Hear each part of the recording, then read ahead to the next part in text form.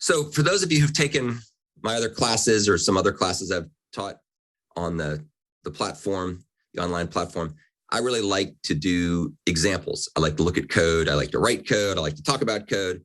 And so we're going to look at something called the PrimeCheckApp case study.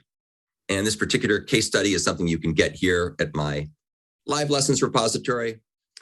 And this case study shows how to use functional programming and Java parallel streams in conjunction with Spring WebMVC to check the primality of a bunch of large random integers. And you'll see that we're going to have this little test program that runs on the client in a bunch of threads, and it's going to send requests over to a server that's going to have a controller and a service, and they're going to have a bunch of threads if you choose to program them that way. And it's going to demonstrate the benefits of using parallel programming in conjunction with Spring WebMVC and synchronous blocking calls.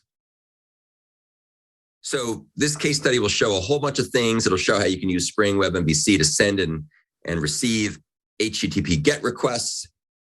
And these requests are handled by the controller, and they're mapped to endpoint handler methods that check to see if the numbers that are passed over are random, if they're prime. If they're passed large random integers, and it checks to see if they're prime. And you can see there's a couple of different endpoint handler methods. One checks a single parameter to see if it's prime. Another takes a list of parameters to see if they're prime.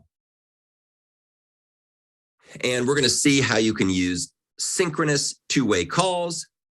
And we're going to also show how the Java parallel streams framework can be used. And this is some super duper cool stuff to illustrate how you can trivially make your programs multi-threaded without really breaking a sweat. If you know how to use functional programming with Java streams, then it becomes just a very simple matter of turning on parallelism, and pretty much nothing else changes. So it's a really cool example of abstracting away the programming model for parallel computing. The source code, which I think we will have a chance to look at, is organized into several packages. We have the server, which has a controller and a service and an application. We have a client, which makes calls on the server. We have a test program that uses the client and automatically tests to see how it works and prints the results. And then we've got some common elements, some things that are used for dependency injection and auto wiring, and also some constants to identify things like the endpoint handler methods. And then we've also got sort of a utils directory that just has some cool reusable code that I tend to apply in all my different applications. So this is where you can find the actual code, and we're going to take a look at it right now. So if you were to go to the link that I had in the slides, if you went to the live lessons repository that I've got on my GitHub account, and you took a look at the WebMVC folder, you'd see that there's something called EX1, and that's what we're looking at right here. And I think the best place to start taking a look at this stuff is the server side. So here's the server package, and it's got three main elements. The first one is the PrimeCheck application. The way things work in Spring is that all services, or microservices for that matter, are implemented as Spring Boot applications. And so you can see that this particular class is the entry point into the Spring WebMVC-based version of the PrimeCheckApp server. And we can see we have some annotations here. We say this is a Spring Boot application, and that means we can use all the cool things that Spring Boot provides. We have something called a property source, which says where to go find the server properties file. You can see here, when I hover my mouse over it, it'll tell you where to go look. And if you go down into the resources, here's server properties. We give it a name and a port number to listen on. That's what the server properties are doing. This is another good example of some of those patterns we talked about before. Things like configuration over or convention over configuration, whereby we're able to do clever things that can override defaults without having to write a lot of code. So it eliminates extra work. Here's the main entry point into the PrimeCheck application. As you can see, we parse the arguments that are passed in, and then we go ahead and do what you typically do to run a service or a microservice in Spring.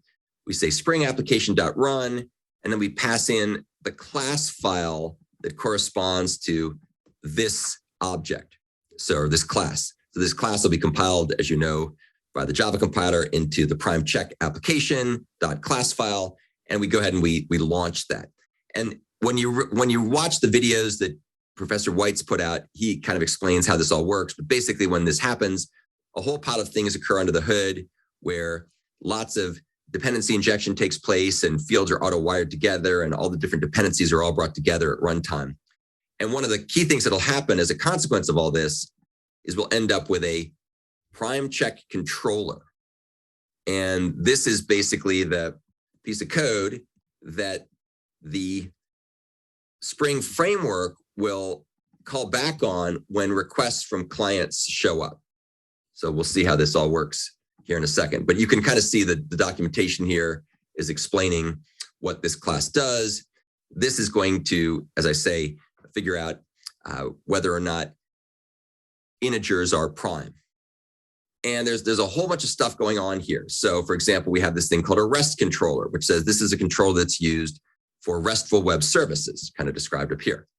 And we also say this thing is a response body. And that's an annotation that tells the controller that the objects that are returned will be automatically serialized into JSON and passed back within the body of an HTTP response object. That's just so we don't have to write that on every method.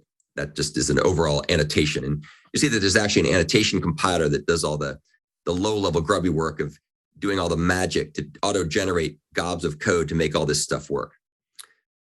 When we get down into the PrimeCheck controller, you'll see a very idiomatic pattern. This is the auto-wired field pattern.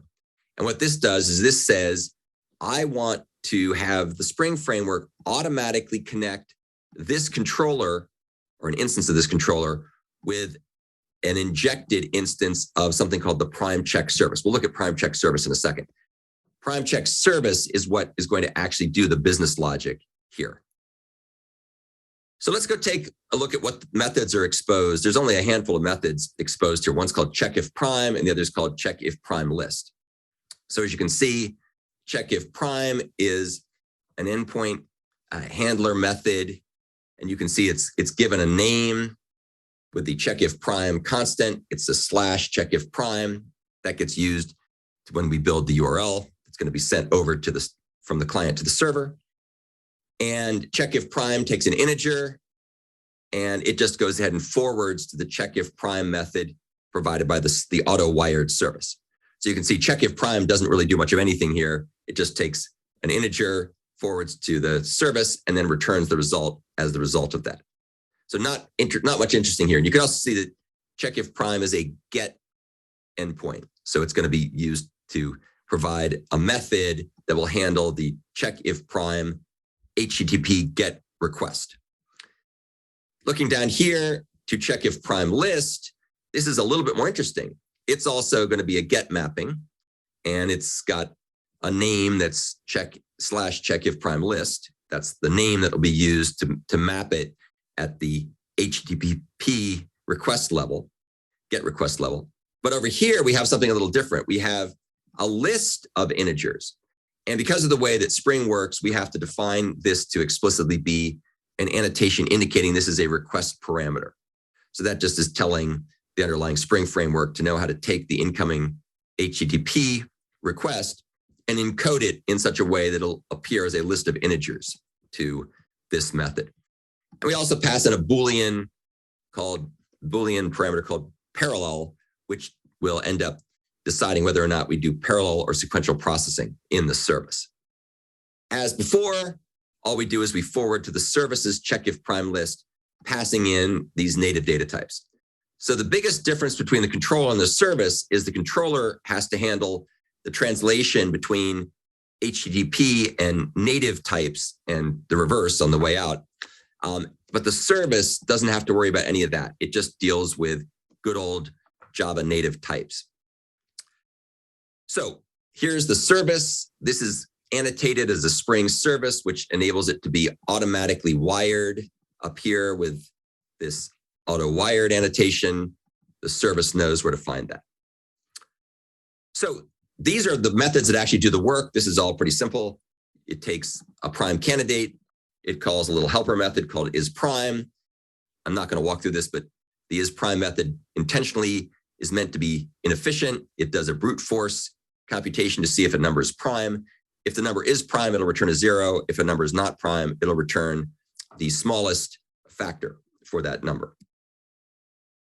So we get the result back, and then we return it. So that'll give back a 0 or the smallest factor. Pretty simple. A more interesting method here is this one, check if prime list. The main difference being it takes a list of integers and computes whether they're prime, and then it returns a list of integers, which are the results. And this has got some super cool Java parallel streams logic. You can see that we take the prime candidates, which is our list of integers, and convert it into a sequential stream. So now we have something called stream, which is rather unimaginatively named, but that's what it is, which is initially a sequential stream. And then if the Boolean parameter is true, we convert that into a parallel stream. So if parallel is true, if the Boolean is true, we'd say, hey, stream, make yourself a parallel stream. Otherwise, it stays a sequential stream. And then, irrespective of whether we have a parallel or sequential stream, we then go ahead and say, hey, stream, for every element in the stream, go ahead and call the isPrime method in order to be able to do the mapping. So you'll end up with a stream of results that'll be the zeros or the smallest factors, and then collect the results into a list and return that list. And we kind of separate things a little bit like this to make an opportunity to print out diagnostics so we can debug everything a little better to see what's going on if we need to. So that's basically what check if prime list does. Okay. So I think we have enough time to go and talk about the client side of this stuff. So let's take a look at that. So this is the PrimeCheck client. This is the piece of code that's going to get run on the client side, and then it'll make communications using HTTP requests and responses with the PrimeCheck application and the controller and the PrimeCheck service and so on in order to actually do the computations and get the results sent back. And of course, this is all going to be done by using synchronous blocking calls. So let's take a look and see how this works. So you can see that this is a component, and that's so we can go ahead and link it together with everything else. It's got a base URL, which is in this case just going to be localhost. I think it's 8081 because that's where the server's residing. We know that because of the properties file we had over here that we looked at before, which is 8081. And then the client, since this is a synchronous WebMVC client, we're going to use something called a REST template. And this is also going to be auto-wired. And this particular auto-wiring is going to be handled over here by our components, where we define a bean to return a new REST template. So if we need a REST template, this factory method is automatically used to get us one. So that's where that's going to come from when we need it. We don't actually have to do this initialization ourselves. That's one of the things that you get for free by using the auto wiring features and dependency injection and so on. We're going to have a couple of different ways to test our server. We're going to have something called test individual calls. And that's going to go ahead and take a list of prime candidates and a Boolean, and it's going to convert it into a stream. It's going to use the same trick we used in the server to make these calls in parallel or not. And then we're going to do some really fancy footwork. We're going to say, for every prime candidate in this stream, either sequentially or in parallel, go ahead and make a GET request. And this make GET request is just a call to a little helper class I wrote just to make this easier to understand. It's called WebUtils. And basically what it does is it takes the REST template, which is how we actually, it's kind of like the proxy, if you will, that we use to invoke the call. And we're going to call a method on the REST template called GET for entity, passing in the URL for the GET request. and then the type we're going to get back as a result. And when we get this back, we're going to go ahead and return the body. And this is all done generically. So we have a class of T. And so we can write a generic method that will allow us to parameterize this with whatever types we're using. In this case, it's going to be ints or integers. Now we have to pass a URL here. And so what we're going to do is we're going to take the prime candidate, which is this particular integer that we want to check if it's prime. We're going to call a helper method called MakeCheckIfPrimeURL. And what this does is it takes the base URL, which in this case, if I can make it hover properly, is localhost 8081. We add the checkIfPrime endpoint identifier, which is /checkIfPrime.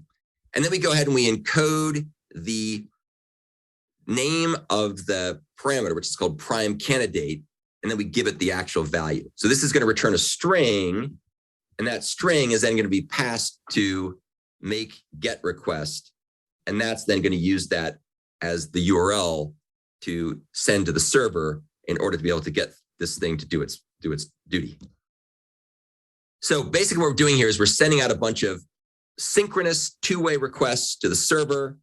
It's returning the results, and it's collecting those results into a list of integers, and then it's going to go ahead and display them. So that's test individual calls. Let's take a look at this. This is test list calls. So this is going to do things slightly differently. Rather than sending each element in the list one at a time, instead what it's going to do is it's going to take the list and it's going to go ahead and make a get request list call. And that is going to use a slightly different method called REST template exchange. And it's going to go ahead and send this request as a get request, and it's going to get the result coming back as an array of integer objects. You can see it's a class of type T, which is an array. And the way we're going to use this is it'll be an array of integer objects. And then when we get back this response entity, we go ahead and we convert that into a list. So this is just a little adapter method I wrote to make the client code less dependent on the details of how to pass things around in Spring. But of course, somebody has to do that mapping, and that's what this little helper method does. So what we do is we take this list of prime candidates, which are the integers, and we convert them into a string. This is a cool little use of Java functional programming, where we take the list, convert it into a stream, convert each item in the list. This is a generic array, but it's a list of integers for our purposes. We turn them all into basically a stream of strings, and then we join all those elements together using the collector's joining factory method, the collector factory method, putting a comma between each element. So we end up with a string of comma separated values. So that's what we're going to basically pass in. So we make that, that's the URL. And then we go ahead and pass that URL, which will go ahead and invoke that get request, passing in this as the URL. And we get back an integer array. And we go ahead and then we print the results out. So those are the methods that we have here. Oh, and make check if prime list URL basically just goes ahead and makes this check if prime list method call, which, as you can see here, if I can get it to hover properly, is check if prime list. So it's going to pass in that list of integers that are actually coming in as a string. It's really a string encoding of a list of integers. Okay, so we're almost done here. The last thing I'm going to show you, if we have time, we have a little time, is the test program. So this is just a Spring Boot test. So we can run this thing and get it to do its thing. And let me see if I can do some magic here to make this work. I'll come back to it.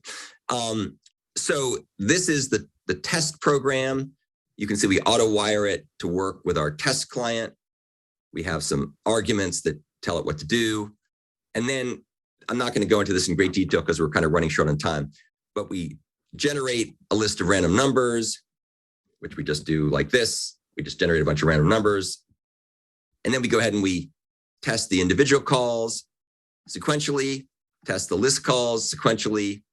And we do that by passing false in for the parallel flag. Then we test individual calls with parallel processing. and we test list calls with parallel processing. And if everything is still running, which it may or may not be, then I would have started up the server application and that would be running. Hopefully it's still running. I started it earlier. Yep, everything worked. So that test program went off, did its thing. You can see that this is what comes back when it runs. This is what you see. These are the results we get back. And then this test program also then prints out how long it took for the server to process the different requests. And as you might expect, the parallel versions run faster than the sequential versions. And that's more noticeable when we do this with the individual calls versus the sequential calls. So if we had a bigger list, you'd see a bigger improvement with the parallel computing, but basically just showing you how it can time the results. We're kind of running a little bit short on time, so I'm not going to spend a lot more time walking through the test program, but I strongly encourage you to take a look at it. It's very cool. It shows off pretty much everything that we need to know about how to write clients and servers using this portion of Spring WebMVC. And it also demonstrates how easy it is to switch back and forth between sequential and parallel programming with Java parallel streams.